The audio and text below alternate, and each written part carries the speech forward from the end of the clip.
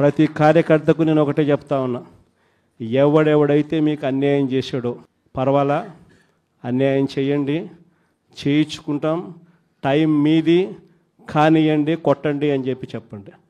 ఆడు ఎవడు ఏం చేస్తా ఉన్నాడో పేరు రాసుకోండి.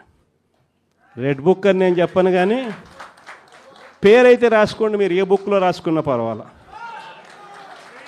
పేరైతే మీరు రాసుకోండి. దాని తర్వాత మాత్రం అన్యాయం చేసినోనికి సినిమా మాత్రం మనం చూపిస్తామని చెప్తాను. ఆ మనిషి రిటైర్డ్ అయి ఉన్నా కూడా లాక్కొని వస్తా, ఆ మనిషి దేశం ఇడిచిపెట్టిపోయినా లాక్కొని వస్తా. ఎవరిని వదిలిపెట్టేది ఉండదు. ఒక్కొక్కడికి మాత్రం సినిమా మాత్రం ఎలా చూపించానో అలా చూపిస్తామని మాత్రం చెప్తాను. ఖచ్చితంగా వీళ్ళు ఏదైతే నాటుతున్నారో, ఏదైతే ఇత్తుతున్నారో, ఇది రెండింతలు వీళ్ళకు పండే కార్యక్రమం కూడా జరుగుతుందని మాత్రం ప్రతి కార్యకర్తకు గట్టిగా చెప్పండి.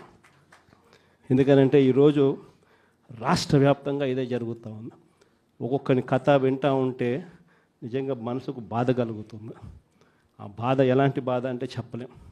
అసలు మంగళగిరిలో ఒక పాపను, కృష్ణవేణి మంగళగిరి పాప, సోషల్ మీడియా పాప తీసుకొని పోయి, ఆడపాపను కూడా, ఆడ కూతురని కూడా చూడుకోకుండా తీసుకొని పోయి హైదరాబాద్ నుంచి ఎత్తుకొని వచ్చి స్టేషన్లలో పెడతా ఉన్నారు.